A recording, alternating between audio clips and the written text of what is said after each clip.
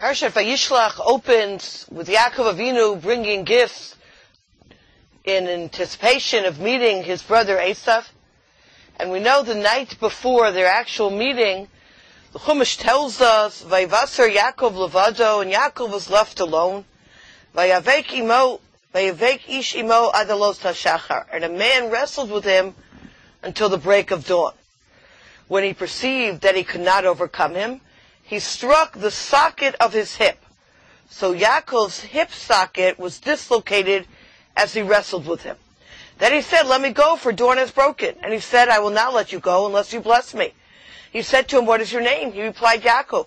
He said, "No longer will it be said your name is Yaakov, but Yisrael, for you have striven with the divine and with man, and have overcome."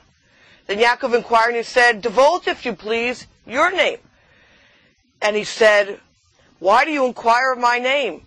And he blessed him there. So Yaakov called the name of the place Peniel, for I have seen the divine face to face, yet my life was spared. The sun rose for him as he passed Peniel, and he was limping on his hip. Therefore the children of Israel are not to eat the displaced sinew on the hip socket to this day. We call this the Gid HaNasheh, because he struck Yaakov's hip socket on the displaced sinew. And source 2 describes exactly, if you want to know where this sinew is, the sciatic nerve. Ad hayom hazeh, we don't eat the Gid HaNasheh. And as the Pirkei Torah of Gifter points out in source number 3, quoting the Das Kenim, Al Kain L'Zikaron HaNation Yisal Yaakov Min HaMalach V'lo Hargo. The fact that Yaakov Avinu was saved and was not killed. And we recognize Shekol Saratenu B'Meshech Kol Hadarot.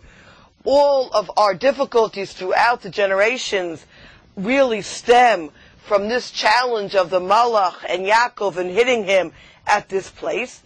Therefore, we remember this always with the Yisarus for Tshuva, with an awakening for Tshuva, by not eating the Gid HaNasheh. But, says the Pirkei Torah, Vayishlach dadat, she'en kavanat haTorah lomar shezeh kol inyan mitzvah. This isn't just the whole reason for the mitzvah, but rather, as a result of this event, this is one of the reasons why we have this mitzvah, hence it is found here. But don't ever think that this is the only reason. The reason we can't eat this sinew is because the Kadosh Baruch Hu commanded, but it's placed here to give us some sense of connection, in order to give us some understanding, even though we don't know. The main one is Hashem commanded us why we're not allowed to eat of this sinew. One very basic question, Mir Hashem. Today we'll get to perhaps to a secondary question at the end, Mir Hashem. And that is, as we've mentioned, this is clearly on some level Zikaron HaNes. It's clearly on some level to remember this miracle. And as Rav Gifter notes, quoting the Ramban in source 5, this ma'avak, this struggle with the angel all night, was not just, some wrestling match. It's rather the force of good versus the force of evil that has implications for all of history. As we've spoken about, Ma'aseh Avot Simu Labanim, what happens to our forefathers impacts us, clearly.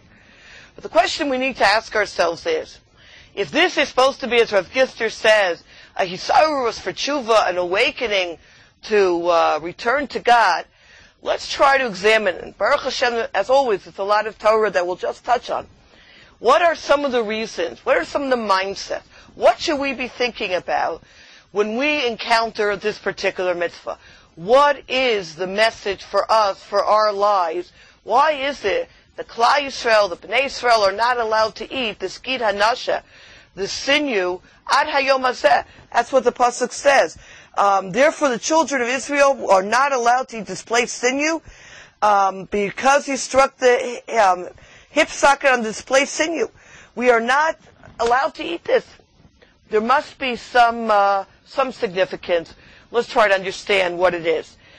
And along these lines, we need to ask ourselves a secondary question on this question. Usually, if something is Lizikaron HaNes, to remind us of a miracle, so it's kum va'aseh, it's doing something, right? We have mezuzah on our door, we have the matzah, we have sukkah, we do something. here, this is very interesting. We're remembering something by not doing something. Like, how many of us actually slaughter an animal and take out these nerves? So, okay, so we understand that. A shochet has to be someone who's a mumcha, who knows what he's doing to take this out. But it's very interesting. It's not something we necessarily encounter in our lives. I'd like to take a look at perhaps 5 different elements to this mitzvah.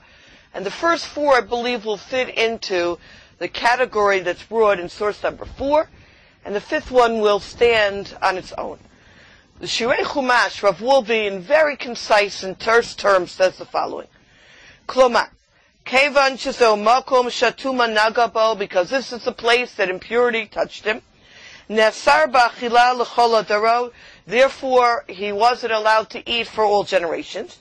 And HaMekubalim Omrim Shebegiv Zeh Munachat Skula. The Mekubalim, the mystics, point out, in this Sinew is found a Skula Shadam Ha'ochlo, one who would eat